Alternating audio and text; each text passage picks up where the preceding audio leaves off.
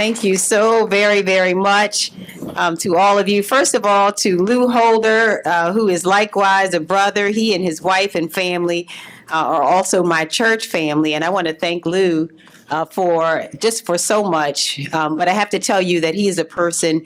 When he said that he loves serving, he is right about it. I've called him on many occasions just to mentor young men who I knew needed it.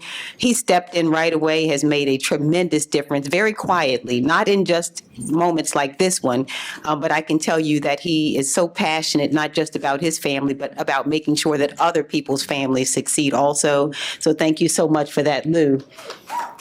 And to Nate, I want to thank Nate, my brother-in-law. I just realized this morning that's perfect. His wife and I are sisters, and he's right. We're like brother and sister, and he has shown up repeatedly over the years for me. And I just want to say thank you so much as well to Nate. And then to the Coalition of Concerned Black Christian Men. Thank you all so much for the invitation today. I am likewise a concerned Black Christian woman, and I am really, really honored to be here with all of you today for your 36th annual scholarship breakfast. Now, are you all, this is so beautiful. Have you all enjoyed yourselves this morning? Have you enjoyed yourself? This has been amazing. Not just the music, but I certainly hope, because myself and your president, James Murphy, were here very early this morning, scrambling up all these eggs. We had to cut up the potatoes. We had all kind of work we had to do to make sure that this turned out just right. So I certainly hope you all have enjoyed that. And I do want to thank your president, James Murphy, for his leadership, and also thank the coalition board for your presence, your mere presence in Prince George's County. What a powerful, powerful image it is to see our men standing up and committing themselves to play an active part in making sure that this community is stronger. How many know that men make a difference, make a powerful difference in our communities? And I could not be any more grateful than I am for the men who have put together today's program and who stand out to support our young people. I was inspired recently by attending the 1,000 Fathers Rally for Peace program, and it happened just this last weekend as our county's men came out and pledged to fight the rise of violence that is impacting our neighborhoods. And so I want to thank them as well. It is a reminder of the very positive influence that all of us can have in our county. And in fact, there is an African proverb. And the African proverb simply says that if our youth do not feel the embrace of their village, they will burn it down to feel its warmth. And I believe so strongly in that embracing our young people is critically important.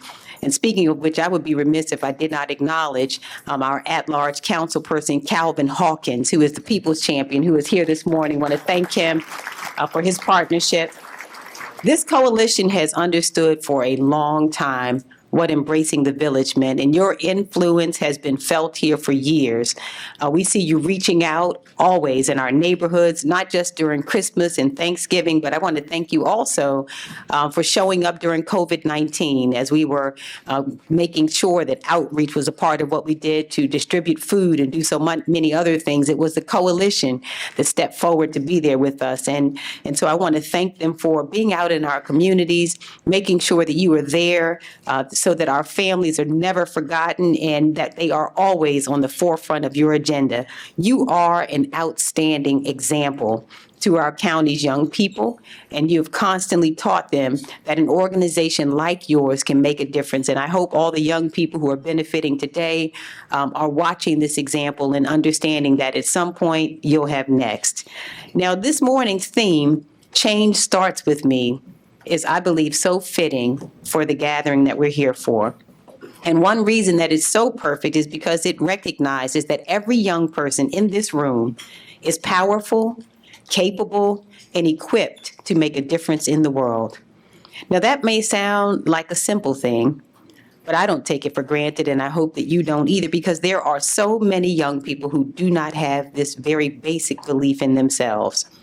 There are young people and adults in this world who have never been told that they can make a difference. But I want each student here to know that you absolutely can make a difference. And all of you are blessed to have this coalition around you who instills that confidence in you and reminds you that you can and must dream. Now, I was blessed to have that kind of support within my family. My dream was to become a lawyer and to fight for others, and I knew that that meant I had to study really hard. I am blessed to have had a mother who also knew that I needed to concentrate on my education, and she made so many sacrifices to make sure that I had what I needed. I remembered in particular one day I was having dinner, and after dinner we were clearing the table and such, and I said to my mother, I'm going to help. She said, no, no, no, no, I want you just to leave and go study. And I kept insisting, no, I can help. And she stopped me and said, it is my job to make sure that this happens, and your job is to be a student. And she said she was happy to make the sacrifice so that I could go off and do what I needed. And I just have never forgotten the sacrifices that she has made. In fact, both of my parents never had the opportunity to go to college, but they did whatever was needed in order to make sure that I was prepared to go. My grandmother likewise made many sacrifices for me.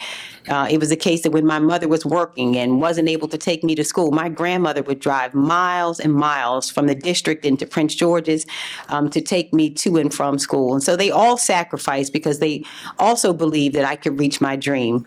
And that motivated me to take my education seriously and to work hard, because education is the great equalizer and it is critical to opportunity. So having the confidence and understanding that change starts with you is important. And I'm happy that you all have that knowledge, but I came here to tell you that that is just the first step. There are so many people who know exactly what you know, that you absolutely can be the spark that creates change.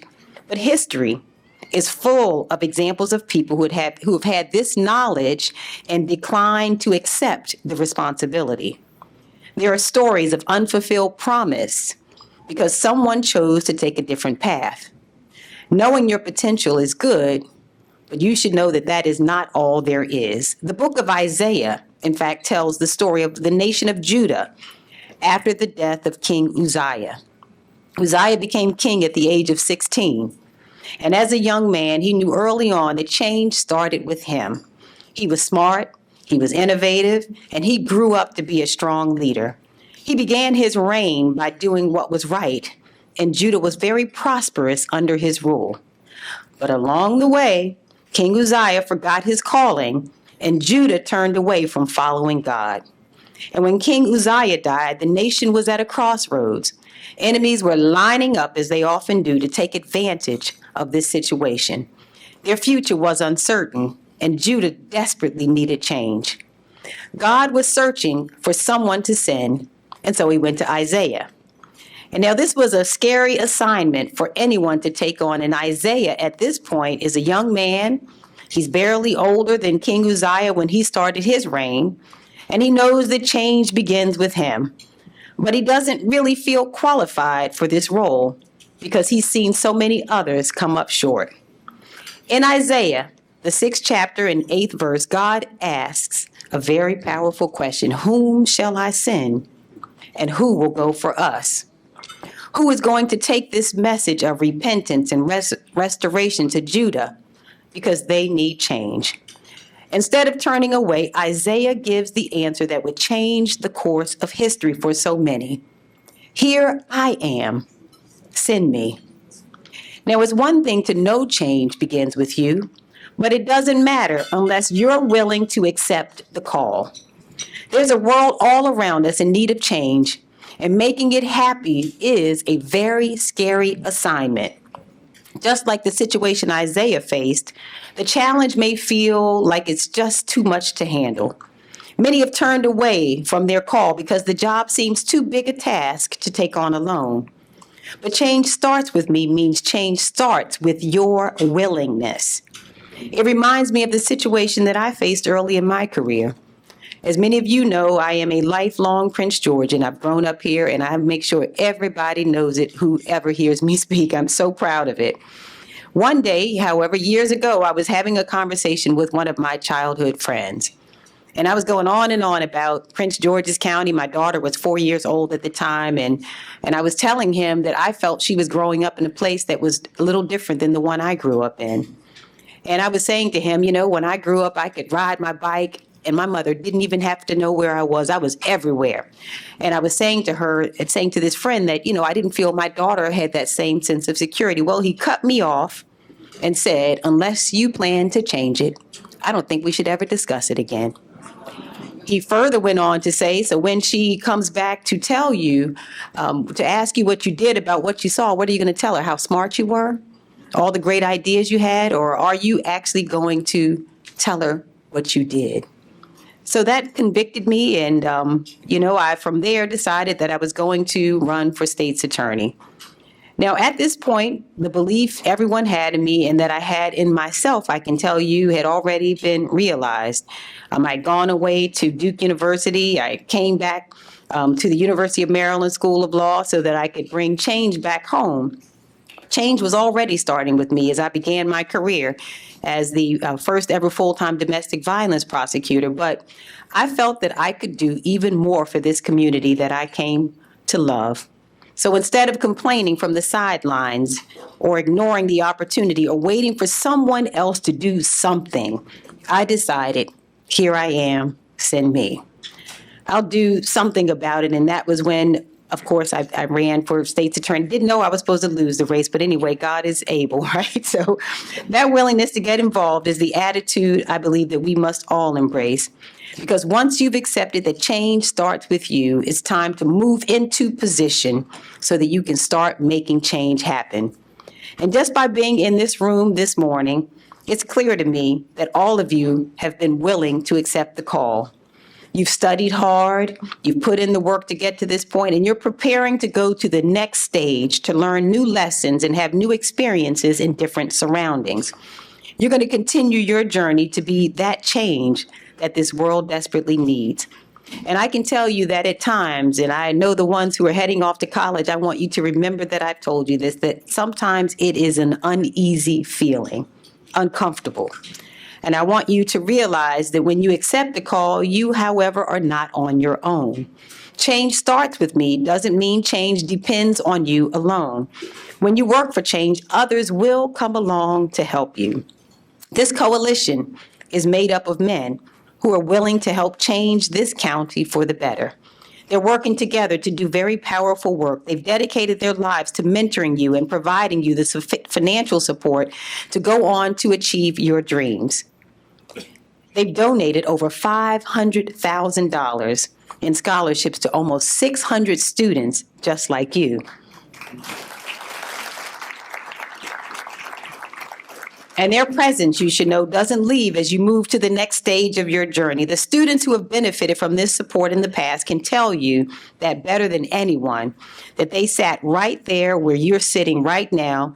And if you feel alone or discouraged in your journey, I know that you will reach back and know that this network will be here for your support. And I've been there where the path seemed lonely. Back when I joined the state's attorney's race, the field was filled with experienced candidates who were well known and had run for office before. And I discovered very early on through the initial poll that I was known by exactly 2% of Prince Georgians. But I wasn't alone. People who were there to support me in the early days of my career stood up when I needed them. We kept working, and I ended up, as I've told you, becoming the next state's attorney. And that's where I had an opportunity to spark change in the lives of so many. I encountered, however, so many broken homes, broken families, and broken people. And I realized that many of those individuals found themselves on the wrong side of the justice system because they lacked people in their lives to interrupt the path that they were on. So we worked hard to help provide them with the path to the change they needed. We introduced programs like Back on Track to help nonviolent offenders have a second chance, and a truancy reduction initiative to make sure that our young people were staying in school and had the support systems that they needed. After 2 terms as state's attorney, I realized that as county executive, I could help spark positive change for even more people. So here I am, send me, was the attitude that led me to run for county executive. And as challenging as this assignment has been, I've worked with so many talented and hardworking people in the county government to help provide the change that our residents have needed. One of them is here this morning, and I just hope that you all are as proud of her as I am. We have before us today the first ever woman to serve as the fire chief, and she is only the 9th ever African-American woman in the United States to serve as a fire chief of a jurisdiction. Chief Tiffany Green is here this morning. So proud of Chief Green. Yes, she deserves it. She is a super bad woman. We have a super bad fire chief. Super bad fire chief. And I want you to know, and I want the young people who are watching to hear me when I say this. Chief Tiffany Green is not the fire chief just because she's Black or because she's a woman. But at the time that I selected her as the fire chief, I learned that she had been in this fire department for 23 years, and she had scored #1 on every single promotional exam she had ever taken in the fire department. She's the valedictorian of the fire department. And so with her help and the help of so many others, including Major Riddick, who was my chief administrative officer, we went through COVID-19, guiding the county from one side to the next. And thanks to their hard work and the hard work of the members of this coalition, we invested in our healthcare system, and we've been able to emerge stronger than ever. Now, that's why we've continued to believe that bringing change to the lives of our residents, especially our youngest ones like you, is our most profound obligation, which is why in the last 2 years alone, we have broken ground on 10 new schools, and while we've expanded mental health services for our students. We've invested in initiatives like Hope in Action so that our youth who are vulnerable to violence can have a fair shot. I've been fortunate to be in position to help bring the change that's been needed.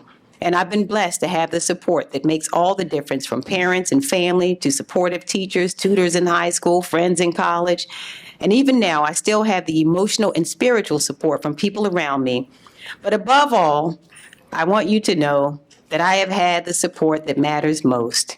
When I was sworn into office as state's attorney, my uncle, Pastor Lester James, told me something that was life-changing. He said to me, "Well, Angie, you know what? I think that if you remember who sent you, you're going to do just fine." And you know who he was talking about. Change starts because Philippians 4:13 says you can do all things through him who strengthens you. And I can tell you that of all of the titles I have ever had, and I promise you this, I have been a mother, and Lord knows I am so proud of this daughter. My daughter graduated from high school last week, and I don't know which of us graduated, me or her, because I've been so pumped up about it. I am a daughter, I am a mother, I've been the state's attorney and the county executive, but I can tell you that the title that I have been most proud of is follower of Jesus Christ, and it has meant all the difference to me. And so I am here to tell you that once you have been sent, the power that will help you accomplish everything you desire is the power that comes from God. So always remember that we believe in you, and always remember where your help comes from. And whenever you feel like the challenge is too great, remember that you have what it takes to make it through. I want to thank you in advance for accepting the call, because this world needs the change that you can bring. I want to thank this coalition for the transformative work that you do, committing yourselves to our young people and to our community and families every day.